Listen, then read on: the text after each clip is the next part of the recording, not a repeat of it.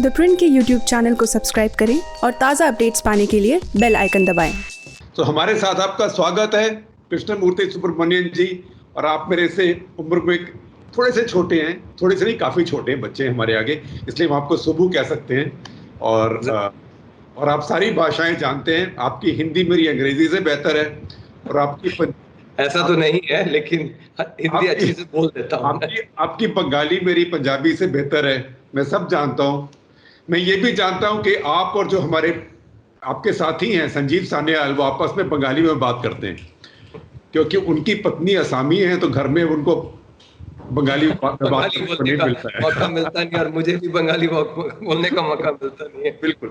तो आपका बहुत स्वागत है और मुझे पता है कि आप बहुत मसरूफ हैं इस वक्त, बहुत काम है आपके पास। तो आप ये बताइए कि देश की स्थिति, जो अर्थव्यवस्था की स्थिति कितनी गंभीर है, और या फिर जैसे पहले ऑल इंडिया रेडियो बोलता था कि स्थिति गंभीर है किंतु नियंत्रण में बनी हुई है। शायद वो एक जो स्टेटमेंट है दोहराया जा सकता है। स्थिति गंभीर तो है क्योंकि हम लोगों की जनरेशन ने शायद इस तरह का कोई वाकया इससे पहले देखा नहीं होगा। हम लोग तो शायद वॉर भी नहीं देखे हैं, तो मतलब कारगिल हुआ, लेकिन कारगिल आपने अभी देखा क्या है? आप पैदा हुए थे 1971 में, और जब वॉर हुई 1971 की, तो आप 6 महीने के थे अभी सिर्फ। तो सही बात है एक्चुअली। तो हम लोगों ने तो इस तरह का एक वाकया देखा ही नहीं है, तो हम लोगों के लिए तो ये एकदम नया एक एक्सपीरियंस है, अनुभव है। और तो अभी यदि हम अर्थव्यवस्था के बारे में सोचें, वो एक्चुअली अर्थव्यवस्था के बारे में समझने के लिए पहले हमें एक्चुअली थोड़ा जो इसका जो प्रभाव है, जो एपिडेमियोलॉजिकल जो कहते हैं, इन्फेक्शन जो है, जो बीमारी है, वो बीमारी कैसे फैलेगी, ये इसको जानना थोड़ा ज़रूरी है। और इसके लिए एक प्रॉक्सी हम ले सकते हैं। जैसे अनुमान लगाने के लिए हम जो करीब 100 साल पहले, एक्चुअली 100 साल से जस्ट 1-2 साल पहले जो स्पेनिश फ्लू आई थी 1918 में जो स्पेनिश फ्लू आई थी, वो करीब एक्चुअली इतनी ही। अब इससे पहले एक्चुअली जो अभी आप विकिपीडिया देखेंगे या फिर कोई और सोर्स भी देखेंगे, तो वैश्विक महामारी इससे पहले जो सबसे उच्च स्तर पे जो थी, वो एक्चुअली आपकी स्पेनिश फ्लू थी। और स्पेनिश फ्लू का जो एक जो आंकड़ा जो कहा जाता है, जैसे भी जब भी इस तरह की एक वैश्विक महामारी आती है, वो R0 करके एक आंकड़ा है। जो R0 जो है स्पेनिश फ्लू में करीब 2 से 2.2 तक था। और ये हमारे है कि एक आदमी अगर इंसान अगर संक्रमित है, ने और लोगों को संक्रमित कर सकता है। हाँ, तो एक यदि बीमार हो गया है तो उसके चलते और कितने लोग प्रभावित हो सकते हैं, संक्रमित हो सकते हैं। तो वो आंकड़ा स्पेनिश फ्लू का और जो हम अभी जो कोविड है, इसका करीब उतना ही है। जैसे स्पेनिश फ्लू का मैं कह रहा था 2 से 2.2 तक है, और कोविड का कहा जा रहा है करीब 2.4। और इसमें ये यदि हम देखें तो ये अभी कोविड के आने के बाद एक्चुअली जो स्पेनिश फ्लू है, इसमें भी एक्चुअली जो शोध है काफ़ी बढ़ गया है। और जो अमेरिका में जो शोध हुआ है, उससे एक्चुअली हमें सीख मिलती है, जो दर्शाता है कि ये जो कई अर्थशास्त्री जो कह रहे हैं कि एक्चुअली यदि आप जो महामारी है उसको एक्चुअली कंट्रोल करने जाएंगे, उसको नियंत्रित रखने जाएंगे, तो उस जो अर्थव्यवस्था पे असर पड़ती है, क्योंकि लोगों को एक्चुअली काम नहीं करने मिलता।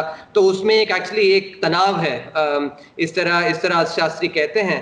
लेकिन जो इस स्पेनिश फ्लू में जो देखा गया, वो तनाव शायद एक्चुअली प्रैक्टिकली नहीं था, कि जहाँ पे महामारी एक्चुअली कम थी, क्योंकि जो सरकारें थी, जिस काउंटीज में सरकारों ने एक्चुअली अच्छे कदम उठाए, और एक्चुअली शॉपिंग जो डिस्ट्रिक्ट्स थे, स्कूल्स थे, उनको बंद किया, चर्चों को बंद किया, ताकि एक्चुअली सोशल डिस्टेंसिंग है जो हम आज बात कर रहे हैं, वही चीज़ एक्चुअली 100 साल पहले भी दोहराई गई थी। तो वो जो बेहतर था।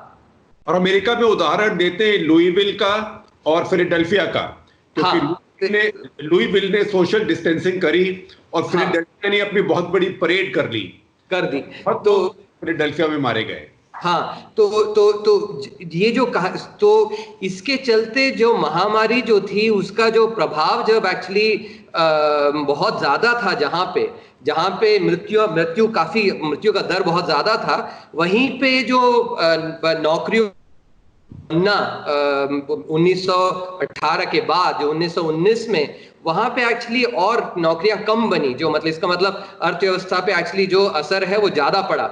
तो ये जो तनाव हम जो मतलब अर्थशास्त्री बात करते हैं वो शायद एक्चुअली डेटा में नहीं है। तो ये एक्चुअली एक अच्छा एक एविडेंस है जो एक्चुअली हमें ध्यान में रखना चाहिए, क्योंकि भारत में ये एक चीज हमने ठीक किया है कि एक्चुअली हमने कदम पहले ही उठाए और लॉकडाउन कर दिया। लेकिन ये जो भी हम आंकड़ा अभी बात करते हैं अर्थशास्त्र के बारे में, इसमें ये हमें बहुत ही ध्यान रखना होगा, क्योंकि जो भी आज कहा जाए शायद एक महीने बाद वो एकदम हो सकता है कि एक्चुअली बदल जाए, स्थिति बहुत बदल जाए।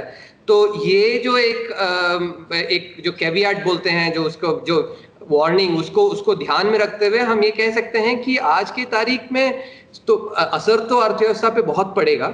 IMF का जो एस्टिमेट है करीब 1.9%, 2% का एक ग्रोथ का अनुमान है, जो कि मुझे लगता है एक रीजनेबल एक अनुमान है, क्योंकि इस क्वार्टर, जो पहला क्वार्टर है, जो आपका अप्रैल, मई और जून का जो क्वार्टर है, इसमें तो असर बहुत ज्यादा रहेगा। तो शायद नेगेटिव ही हो जाए।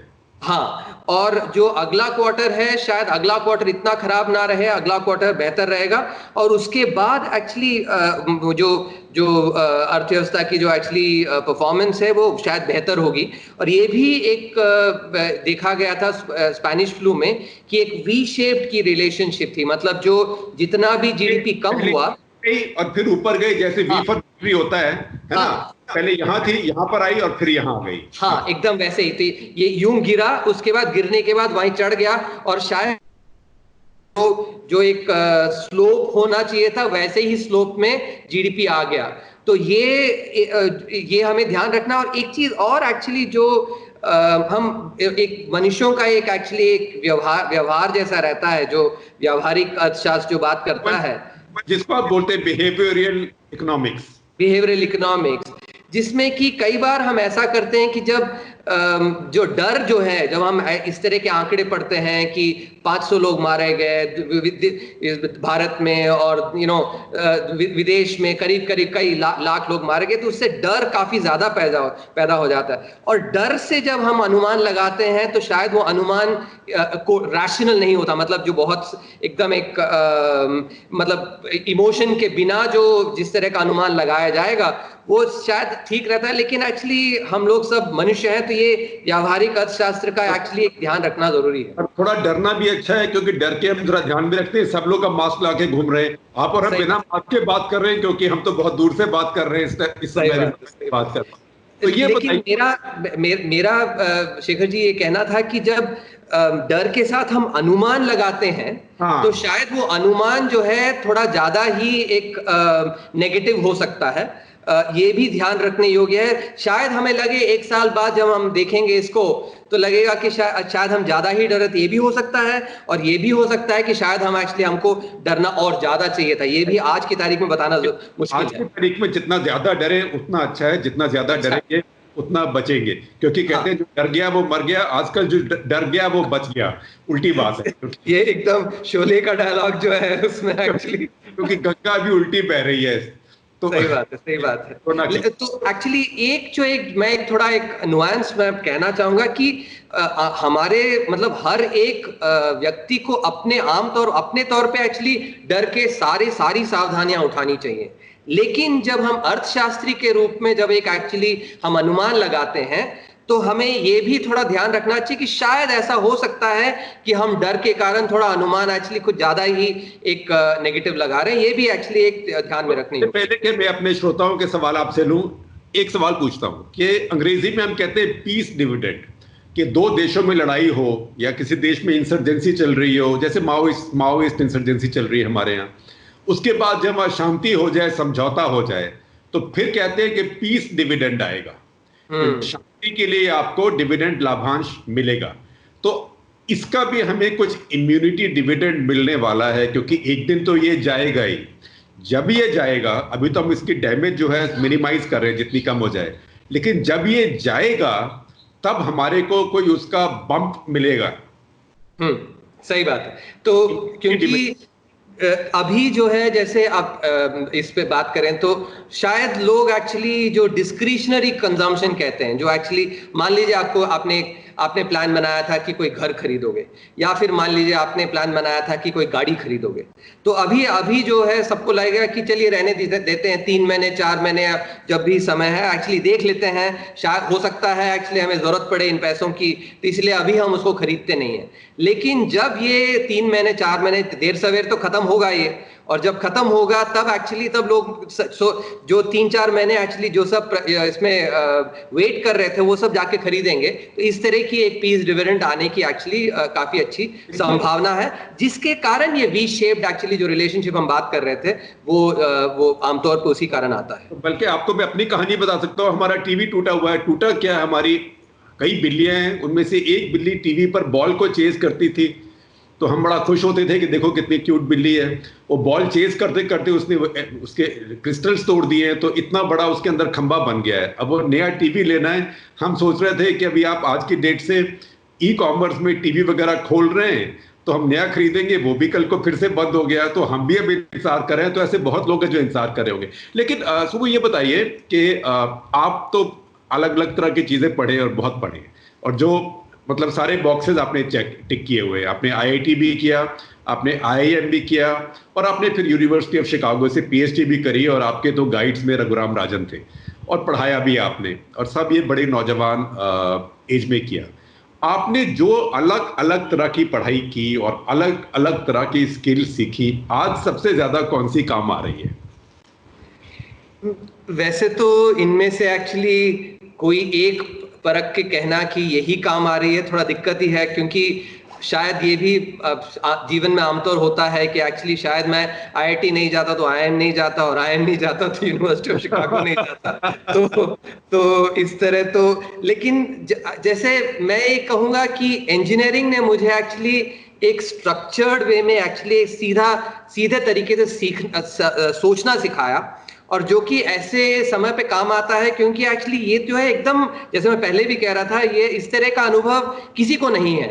तो जो भी आपने पहले सीखा उसको लेके अभी एक नए तौर से एक्चुअली आपको उसको अप्लाई करना पड़ता है उसका। और तो वो जो एक सोचने की एक विधि है, सोचने का एक तरीका है, तो वो शायद एक्चुअली बहुत काम आया है।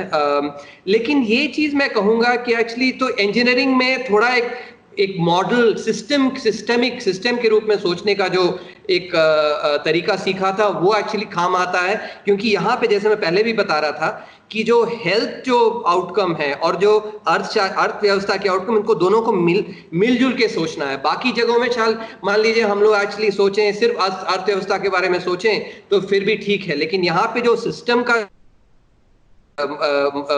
इंटरलिंकेज है वो काफी महत्व रखता है, तो वो सीख अच्छी है। उसी तरह एक्चुअली एक चीज और, जैसे हमने अब यूनिवर्सिटी ऑफ शिकागो में सीखा कि कैसे एक अवस्था में सरकार को एक्चुअली इंटरवीन करनी चाहिए, तो ये सब सीख जो है वो भी काफी काम आती है।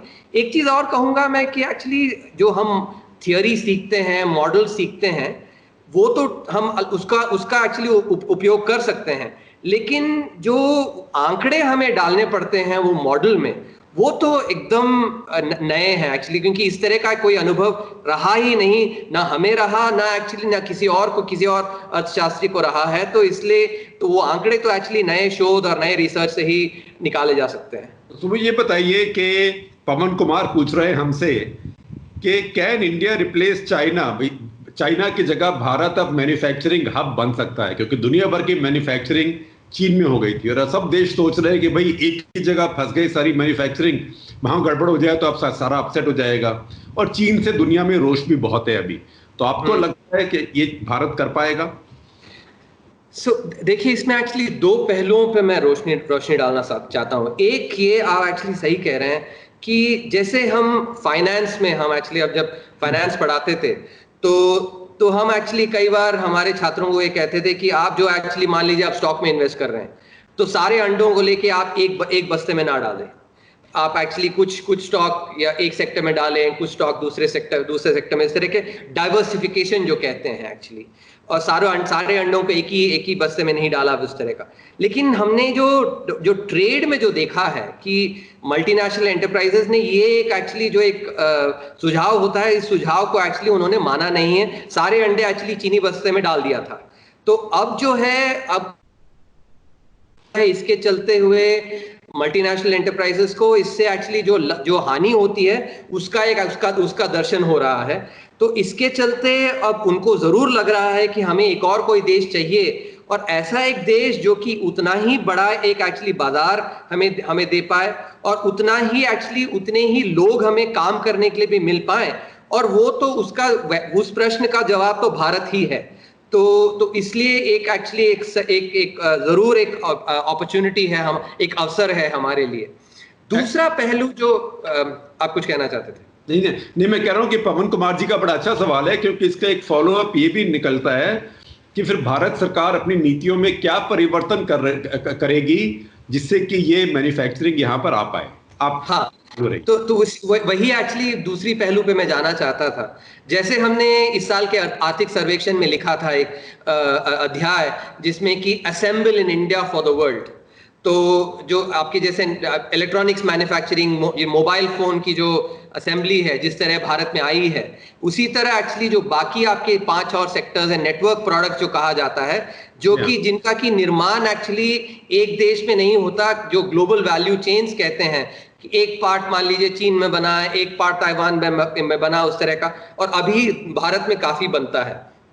तो इसको प्रोत्साहन देने के लिए हमें एक्चुअली जो है जो कस्टम्स ड्यूटीज जो हैं, जो इंटरमीडिएट प्रोडक्ट्स में, रॉ मटेरियल्स और कंपोनेंट्स में, उनको एक्चुअली कम करनी है, और वो उस पे एक्चुअली काम हो भी रहा है। और दूसरा हमें एक्चुअली ये जो इसमें ग्लोबल वैल्यू चेन्स में ये देखा गया है कि मान लीजिए जैसे एप्पल यहाँ पे आता है और एक्चुअली अपना सेटअप करता है, तो उस एप्पल के जो सप्लायर्स होते हैं सारे, वो कंपनियां भी एक्चुअली आ जाती हैं। तो एक नोडल कंपनी जो कहते हैं, नोडल कंपनी, और उनको हमने एक्चुअली जो है आकर्षित करना है, उनसे हमें एक्चुअली बातचीत करके उनको कहना है कि भाई बताइए भाई कि आपको क्या क्या चाहिए। मान लीजिए आपको जमीन चाहिए, आपको और कुछ सुविधाएं चाहिए, तो हम उन सुविधाओं को आपको उपलब्ध करा सकते हैं, जिससे कि आप एक्चुअली यहाँ पे आए और अपना जो प्रोडक्शन आप करें। और जब एक नोडल कंपनी आती है तो उसके साथ बाकी सप्लायर्स और जो वैल्यू चेन है वो भी आ जाती है। तो ये एक एक्चुअली हमारी स्ट्रैटेजी एक होनी चाहिए। इसके अलावा हमें होगी भी कि सिर्फ होनी चाहिए? हाँ, होनी चाहिए या होगी? उस पे काम चल रहा है। बजट में जैसे आपने सुना था, बजट में एक्चुअली इसका मेंशन भी था, तो इसीलिए इस पे काम हो रही है, सिर्फ होनी ही नहीं चाहिए। हम तो एडवाइजर ग्रुप में कहते हैं, उसका एक्चुअली अच्छा है कि उसका अमल भी हो रहा है। ठीक है, तो ये अगला सवाल है जतिन शर्मा, ये पूछ रहे हैं, इनका ट्विटर हैंडल है मैटर्स ऑफ माइंड। ये पूछ रहे हैं कि जो आपने चीन के ऊपर अभी पाबंदियां लगा दी हैं कि अब वो ऑटोमेटिक रूट से नहीं आ सकते, तो ये जो स्टार्टअप हमारा सिस्टम है, ये स्टार्टअप चाइनीज वेंचर कैपिटलिस्ट के ऊपर निर्भर करता है, तो उनका अब क्या होगा? वो कहां जाएंगे? क्या सरकार उनकी मदद करेगी? देखिए, भारत ने जो स्टार्टअप इकोसिस्टम है, ये एक्चुअली देश विदेश में तीसरा सबसे बड़ा है। और हमारे यहाँ पे हमारे जो वेंचर कैपिटलिस्ट हैं, ये भी काफ़ी अनुभव रखते हैं और एक्चुअली पैसा भी निकालते हैं भारत से और बाहर से भी। तो मुझे ऐसा नहीं प्रतीत होता कि ये जो एक कदम लिया है, जो कि एक्चुअली हमारे भारत के जो इंटरेस्ट हैं उसके लिए एक्चुअली उसके स्वरूप में है, तो मुझे नहीं लगता कि बहुत बड़ी एक बाधा होगी, क्योंकि हमारे यहाँ पे जो इकोसिस्टम है वो अच्छी है। और जैसे इसमें कहते हैं, एक्चुअली इंग्लिश में कहते हैं necessity is the mother of invention. तो इसलिए एक्चुअली इसमें भी मुझे लगता है, क्योंकि अब necessity is the mother of invention में अभी कुछ भी नहीं है तो नहीं आ पाएगा, लेकिन हमारे पास इकोसिस्टम है, तो इसलिए एक्चुअली एक कम समय में इसका एक्चुअली हम रेडी भी कर सकते हैं। ये लेकिन ये कहना भी ठीक नहीं है कि चीन पे पाबंदी लगा दी, सिर्फ ये कि वो ऑटोमेटिक रूट से नहीं आएगा। हाँ हाँ, ये एक्चुअली अच्छा किया आपने क्लैरिफाई किया कि जो एफडीआई ऑटोमेटिक रूट था उसमें एक्चुअली एक ये जो ट्वीक करी गई है, ताकि जो, क्योंकि ये सिर्फ भारत ने नहीं किया है, बाकी देशों ने भी किया है ताकि उनके जो अपने कंपनियां हैं उन पे एक्चुअली ध्यान रखा जाए। तो स्वाति पूछ रही है हमारे पास, ये कह रही है कि Covid is going to be a long drawn fight, कि बहुत लंबी चलेगी, और अगर चलती रही और बार बार लॉकडाउन होते रहे, एक वेव, दो वेव, तीन वेव, तो फिर भारत के पास कोई लॉन्ग टर्म की क्या प्लान है अपनी अर्थव्यवस्था को संभाले रखने की? तो एक जो ये हमें समझना चाहिए कि लॉकडाउन हमने अभी हमें करना जरूरी था, क्योंकि जो हमारी जो टेस्टिंग किट्स थी, टेस्टिंग स्ट्रैटेजी और जो हॉस्पिटल बेड्स, वो सब जो इंफ्रास्ट्रक्चर, जो व्यवस्था हमें चाहिए थी एक्चुअली, उसके लिए हमें समय मिल गया अभी। और इसके बाद जब एक्चुअली, और दूसरा जो जैसे कई लोगों ने ये लिखा भी है, इससे एक्चुअली जो इसकी जो फैलाव का जो दर था, वो दर भी कम हो गया है, और उसके समय भी मिला है एक्चुअली हमने व्यवस्था बनाने के लिए, और उसको स्लो भी कर दिया। तो एक बार अभी हमने यदि व्यवस्थित कर लिया हमारे पास, तो इसके बाद शायद इतना जो एक इंटेंसिव जो मेजर है, ये उसकी शायद जो भी मैं कहता हूं एक्चुअली, ये तो मैं मतलब ध्यान रखना है कि सब अनसर्टन है, हो सकता है बदलना पड़े, लेकिन आज के टाइम में जैसे स्पेनिश फ्लू की भी बात कर रहा था, वहां पे अभी टोटल लॉकडाउन किसी भी शहर में नहीं हुआ था अमेरिका में। स्कूलों को बंद किया गया था, थिएटर्स बंद किए गए थे, चर्चेस बंद किए गए थे, जहां भी लोग बहुत सारे एकजुट हो सकते हैं वहां पे उनको उस पे पाबंदी लगाई गई थी। तो उसके चलते ही काफी अच्छा एक एक्चुअली नियंत्रण में आया था। तो वो जो एक मॉडल है उसको हम भी दोहरा सकते हैं। और ये जो अभी जब मई 3 तक जो हमने किया है, इसको शायद ऐसा ही करना पड़े, ये शायद जरूरी ना हो। ये मेरा एक एक्चुअली मुझे अभी लगता है। और अर्थव्यवस्था धीरे धीरे हम जैसे खोलते जाएंगे एक्चुअली, और हमें और नॉलेज भी आता जाएगा कि ये जैसे कुछ डायमेंशंस हैं। एक वो सेक्टर्स जहां पे ह्यूमन इंटरेक्शन बहुत जरूरी है आपकी आर्थिक एक्टिविटीज के लिए, तो शायद उनको हम ना खोल पाए तुरंत, लेकिन बाकी जो सेक्टर्स हैं जहां पे ह्यूमन इंटरवेंशन उतना जरूरी नहीं है, जैसे हम और आप एक्चुअली अभी बात कर रहे हैं, ये भी एक इकोनॉमिक एक्टिविटी हो रही है, लेकिन हम एक्चुअली काफी दूर दराज हैं। तो इस तरह की जो एक्टिविटी है, ये एक्चुअली ऐसी और भी जो एक्टिविटीज हैं वो चल सकती हैं, उनको खोला जा सकता है, ताकि हमें इतनी एक टफ मेजर्स जो अभी लेना पड़ा वो एक्चुअली लेना ना पड़े आगे चलते। तो वो एक बात बताइए कि अब दुनिया भर से लोग बोलते हैं, क्योंकि इस समय तो सबके सब लोग दुनिया में वायरोलॉजिस्ट हैं और सबके सब इकोनॉमिस्ट भी बनते जा रहे हैं, लेकिन कई जाने माने इकोनॉमिस्ट हैं। जैसे एक आर्टिकल लिखा इंडियन एक्सप्रेस में, ये अमर्त्य सेन, रघुराम राजन और अभिजीत बैनर्जी ने, उन्होंने कहा कि सरकार बहुत पैसा अब रिलीज करे और अनाज दे गरीबों को। और एक उसके बाद प्रणब वर्धन ने कहा, जो यूनिवर्सिटी ऑफ कैलिफोर्निया से हैं, और उन्होंने कहा कि भारत को 6% तक अपना जीडीपी का अभी खर्च करना चाहिए इसको शोर अप करने के लिए। तो दो सवाल है इसके अंदर, और इनके साथ ही मैं ऐड करूंगा सवाल मिस्टर जे वाडेकर का है, पता नहीं वो लेफ्ट हैंड से बैटिंग करते हैं कि नहीं। तो उनका सवाल है, तो सवाल वो अच्छे कप्तान भी है कि नहीं, कप्तान भी है कि नहीं, हाँ, और स्लिप फील्डर भी होना चाहिए। तो उनका सवाल ये है कि अब वो मेरा भी सवाल है कि पैसे लाएंगे कहाँ। तो वो कहते हैं कि आपसे पहले जो चीफ इकोनॉमिक एडवाइजर थे अरविंद सुब्रमण्यन, ध्यान से कहना पड़ता है, सुब्रमण्यन और सुब्रमण्यम में फर्क होता है ना, दोनों ही सुब्रमण्यन है, मैं भी सुब्रमण्यन ही हूँ। तो उन्होंने कहा था कि आरबीआई के पास 4.5-5 लाख करोड़ हैं, तो सरकार ने कुछ तो पहले लिया, आप सोचते हैं वो पैसा क्या लिया जा सकता है? तो वो सेकंड क्वेश्चन है। पहला क्वेश्चन ये, पहले दो सवाल है। एक तो ये कि अगर अनाज इतना पड़ा हुआ है तो हम उनको क्यों नहीं बांट रहे हैं, क्योंकि पंजाब के मुख्यमंत्री ने भी कहा है मैं क्या करूं, इस गेहूं को मैं सिर में मारूं, मेरे पास रखने की जगह नहीं है, अभी नई फसल आ रही है। दूसरा ये, क्या आप जीडीपी का कितना पैसा खर्च करें जिससे इकोनॉमी शोर अप हो सके, और तीसरा ये कि आप पैसा कहां से लाएंगे।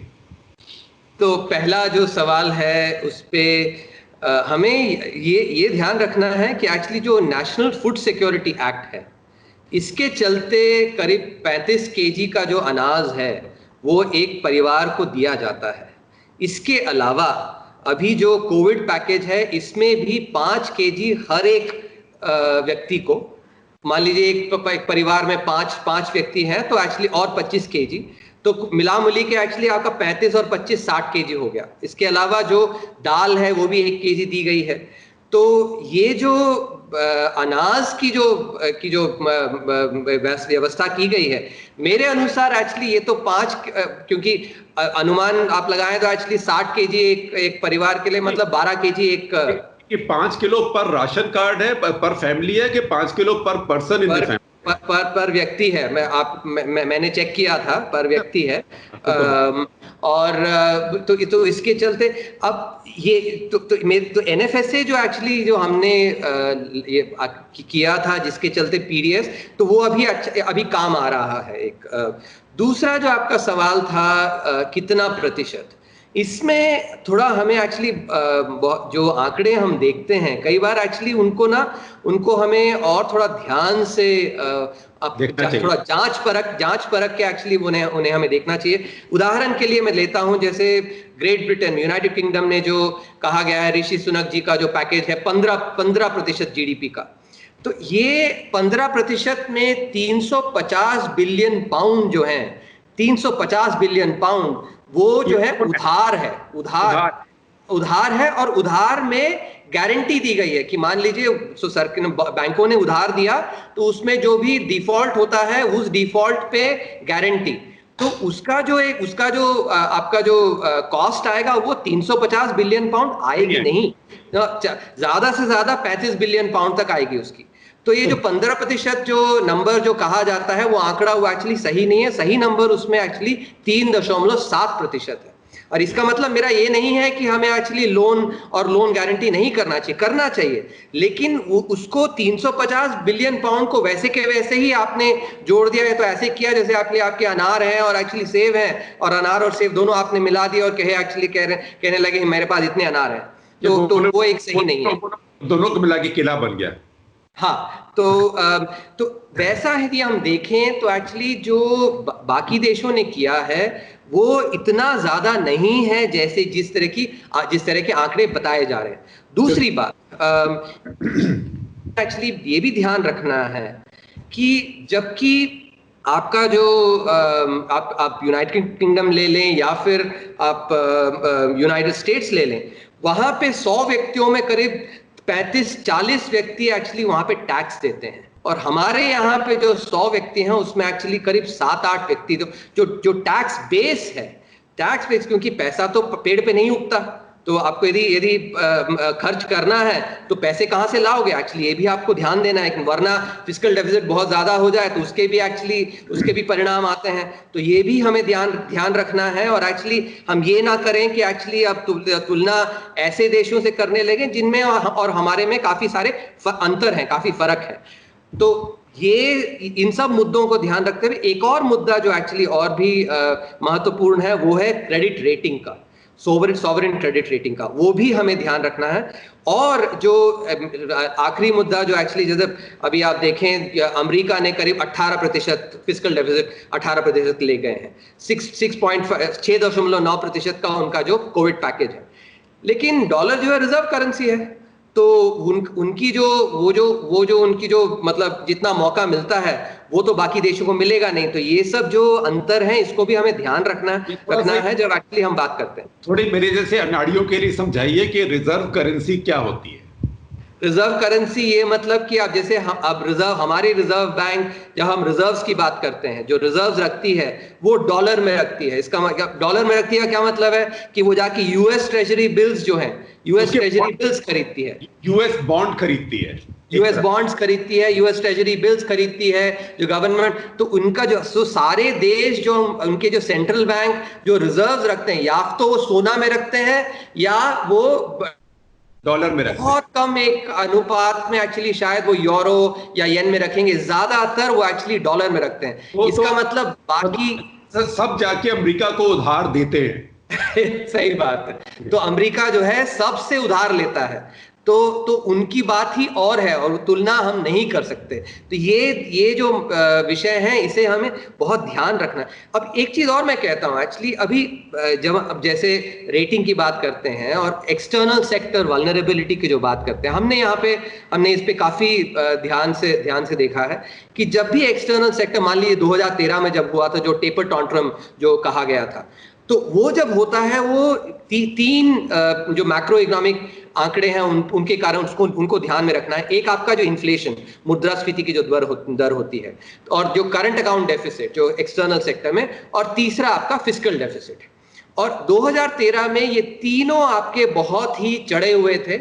और जो 2013 और 1991 में भी आप जब लें तब भी आपका एक्सटर्नल सेक्टर रेमिटेंसेस जो कहते हैं, जो रेमिटेंसेस यानी कि जो प्रवासी भारतीय जो बाहर रहते हैं और वो जो पैसा भेजते हैं हमारे यहाँ पे, उसको रेमिटेंसेस कहते हैं। तो 91 में वो रेमिटेंसेस जो है काफी कम हो गए, जिसके चलते आपका जो एक्सटर्नल सेक्टर है वो काफी एक प्रेशर में आया। तो वैसे ही 2013 में भी हुआ। लेकिन अभी जो है, अभी समय हमारा करंट अकाउंट डेफिसिट मात्र 1% है और 1% ही रहेगा, मुझे ये मेरा अनुमान है, क्योंकि आपका जो तेल का जो दाम है वो करीब $30 पे आ गया है। तो उससे हमारी जो अभी $14, अभी मुझे लगता है ऐसे हो जाएगा जैसे जापान में आपको येन पर लोन मिलता है कि आप पैसा लेके आप मेरे से उधार भी ले लीजिए, थोड़ा पैसा भी साथ में ले लीजिए रखने का। यदि आप ये जो फ्यूचर्स प्राइसेस है, फ्यूचर्स प्राइसेस भी देखें, क्योंकि स्पॉट प्राइस आपका 15, फ्यूचर्स प्राइसेस जो कहते हैं मतलब आगे जो होगा 3 महीने बाद, 6 महीने बाद, वो करीब 30 पे। हाँ, तो उससे एक्चुअली भी हमारी जो आयात की जो एक्चुअली जो बिल है वो कम होती है।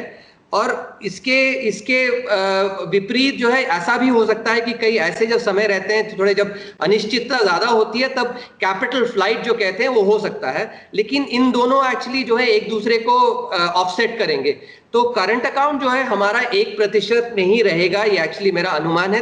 तो जबकि जब 2013 में वो करीब 5% पहुंच गया था, जो डेफिसिट कहते हैं, करंट अकाउंट डेफिसिट। उसी तरह आपका इन्फ्लेशन जो है उस समय करीब 10% के करीब था। और अभी हमारा जो इन्फ्लेशन है वो करीब 4%, और 4% उतना ही रहेगा मेरा अनुमान है। क्योंकि जैसे मैं पहले भी कह रहा था, और तेल का दाम कम हो गया है, जो तेल के दाम से एक्चुअली इन्फ्लेशन पे फर्क पड़ता है। उसी तरह आपका जो कोविड के कारण, जैसे पहले हम बात कर रहे थे, आपने जैसे टीवी खरीदने का एक्चुअली जो आपने निर्णय लिया बाद में खरीदेंगे, तो इससे इन चीजों में डिमांड कम होती है, और डिमांड जब कम होती है तो इन्फ्लेशन भी आपकी कम होती है। तो इन्फ्लेशन की चिंता नहीं है, उसी तरह करंट अकाउंट का भी हमें कोई चिंता नहीं है। एक ही बात है जो फिस्कल डेफिसिट, और फिस्कल डेफिसिट उस पे हमें ध्यान रखना है। तो इसीलिए मेरा सब मिला के मेरा जो मैं कह रहा हूं, एक तो ये कि हमें भारत के लिए जो सही है वो एक्चुअली निर्णय लेना है, ना कि हम देखें बाकी देश इतना कर रहे हैं उतना कर रहे हैं, एक्चुअली जो इसके कारण हमें भी करना चाहिए। ये भारत के लिए जो सही है वो निर्णय हमें लेना है। और इनमें जो इन्फ्लेशन और करंट अकाउंट के कारण कोई चिंता नहीं है, फिस्कल डेफिसिट की ही एक्चुअली उसी को हमें ध्यान रखना है। और तीसरा जो आप कह रहे थे, एक्चुअली पैसा कहाँ से लाएंगे, जितना जो करना है उस पे। अब ये तो जैसे मैं कह रहा था, यदि आप मान लीजिए आपको ज्यादा करना है तो ज्यादा पैसा लाना है। और तो एक तो मार्केट में जो बोरोविंग्स हैं वो बोरोविंग्स एक्चुअली कर सकते हैं। इसमें जो बजट में जो एक अनाउंसमेंट थी, जो वित्त मंत्री जी ने कहा था, जो ये सॉवरेन बॉन्ड इंडेक्स होती है, सॉवरेन बॉन्ड इंडेक्स यानी कि सारे देशों की जो गवर्नमेंट ऑफ इंडिया सिक्योरिटी जैसे है हमारे देश का, वैसे ही बाकी देश भी जो सरकारें जब पैसा जब उधार लेती हैं तो एक्चुअली एक सिक्योरिटी इशू करती हैं, जो गवर्नमेंट सिक्योरिटीज कहा जाता है। तो इन सारे सिक्योरिटीज को डाल के एक इंडेक्स बनाया जाता है, और जो विदेशी जो आपके जो निवेशक हैं वो इस इंडेक्स पे करीब $4 ट्रिलियन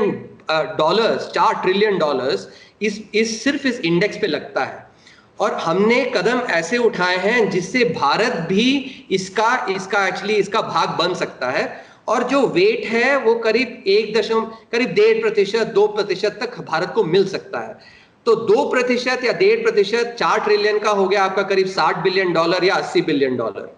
तो सारा $60 बिलियन और $80 बिलियन इस साल नहीं आएगा, लेकिन उसका एक यदि एक छोटा एक भाग भी आए तो वो भी एक्चुअली आपका जो पैसा जो है, जो पैसे की बात कर रहे थे, वो काफी फायदा हो सकता है कि इस साल जो आपकी जो कोविड पैकेज है उसको एक्चुअली फाइनेंस करने के लिए। सौरभ गांधी पूछ रहे हैं, वो कहते हैं कि डिमोनेटाइजेशन के बाद हमारे फिनटेक स्टार्टअप बहुत आगे बढ़ गए थे कई, और उसमें बूम आया था और भारत सरकार ने उनको सपोर्ट भी किया इंडिया स्टैक के साथ, यूपीआई के साथ। तो वो कह रहे हैं कि क्या ऐसी कहानी अब हेल्थ टेक स्टार्टअप्स के साथ भी होने वाली है इसके बाद, और उनको भारत सरकार कैसे सपोर्ट कर सकती है? अच्छा सवाल। ने जो इसके पहले जुलाई में जो हमने आर्थिक सर्वेक्षण लिखा था, उसमें एक अध्याय हमने लिखा था data as a public good, यानी कि डेटा हम पब्लिक गुड मतलब ऐसा एक एक्चुअली साधन जो सबको इस्तेमाल कर सकें।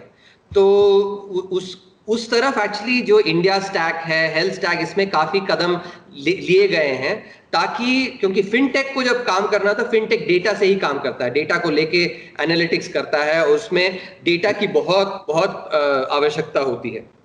जो हम अभी आयुष्मान भारत में कर रहे हैं, तो आयुष्मान भारत से जो एक्चुअली डेटा आ रहा है आपका, और ये डेटा एक्चुअली न सिर्फ भारत में, बट ये डेटा एक्चुअली विश्व के में भी काफी फायदा हो सकता है, क्योंकि भारत एक ऐसा देश है कि हर प्रांत में एक्चुअली हमारे जो शायद डीएनए हो थोड़े अलग होंगे।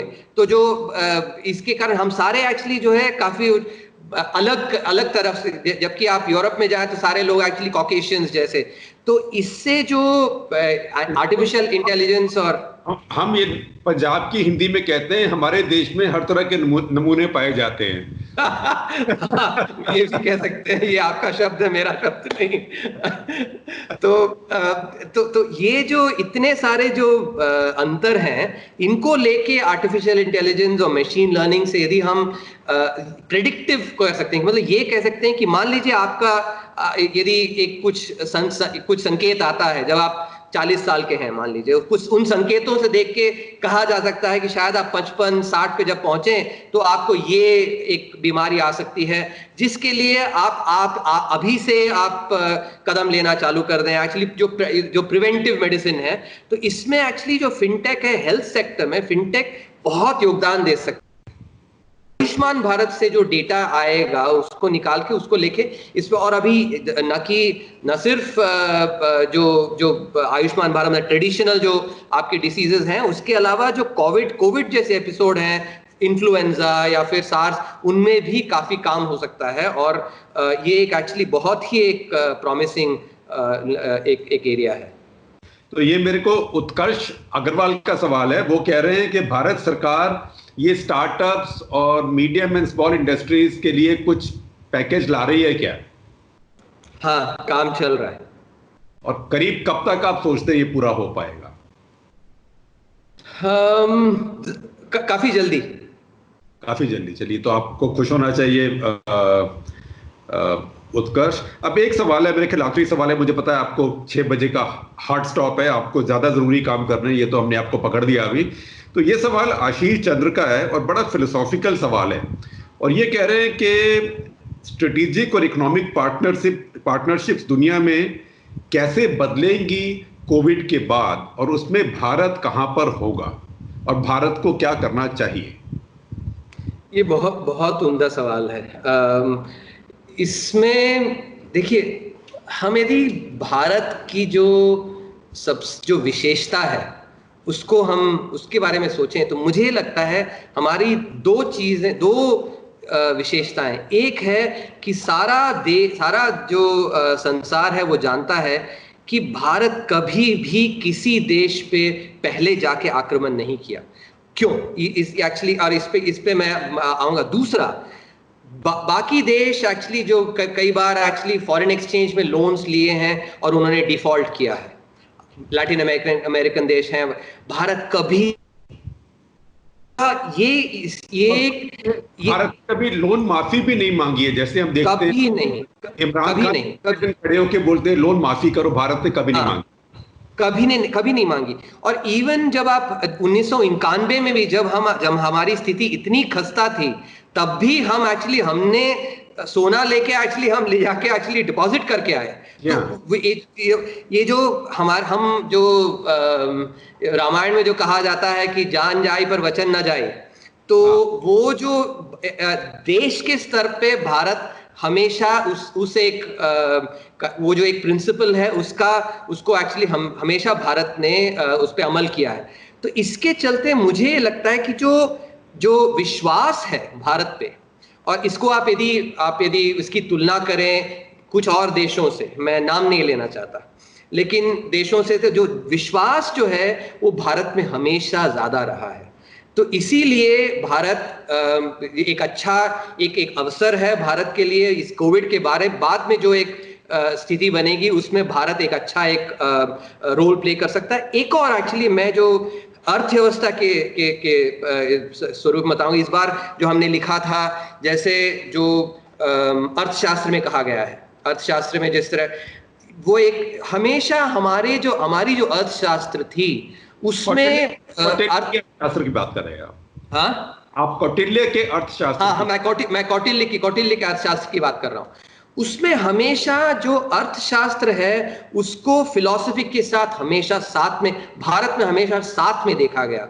इसका मतलब ये कि जैसे जो धर्म है, धर्म की बात, धर्म और जो अर्थव्यवस्था दोनों को एक्चुअली हम अलग अलग स्वरूप में उनको जोड़ के हमेशा देखते थे। तो इसके चलते ये भी एक मौका है कि जो जिस तरह जो मेरे मन में एक वर्ड चलती है धार्मिक कैपिटलिज्म की, तो धार्मिक कैपिटलिज्म का एक एक्चुअली एक अच्छा अवसर बन सकता, भारत एक अच्छा एक एग्जाम्पल बन सकता, उदाहरण बन सकता है इसके लिए, इसकी इस एपिसोड के बाद। और ये कोई धर्म विशेष की बात नहीं है, ये धर्म विशेष की बात है। हाँ, ये अच्छा आपने बताया। मैं जब धर्म की बात करता हूँ एक्चुअली वो मतलब रिलीजन के रूप में नहीं, एक्चुअली जिस तरह हमें लालन पालन कैसे करना चाहिए, एक्चुअली कैसे रहना चाहिए, उसके बारे में बात करता हूँ। तो ये बहुत अच्छा नोट है जिसके ऊपर हम ये बातचीत खत्म करते हैं आज की। आपका आने का बहुत धन्यवाद। मुझे पता है आपको बहुत जरूरी काम करें, लेकिन सच बात यह है कि हमारे दर्शकों को, खास करके हिंदी के श्रोताओं को और दर्शकों को, इतनी सुलझी हुई, इतनी साफ सुथरी, आजकल तूतू मैमे के जमाने में अक्लमंदी की बात सुनने को बहुत कम मिलती है। तो आपका बहुत बहुत धन्यवाद हमारे सारे दर्शकों की वजह से, और मैं आपके लिए ताली बजाता हूँ, हमारे सारे दर्शक भी आपके लिए ताली बजाएं। धन्यवाद। और मेरा आग्रह रहेगा सब लोग हम अपना ख्याल रखें, क्योंकि काफी अनिश्चितता है, और अपने सेहत का ध्यान दें। बिल्कुल, धन्यवाद।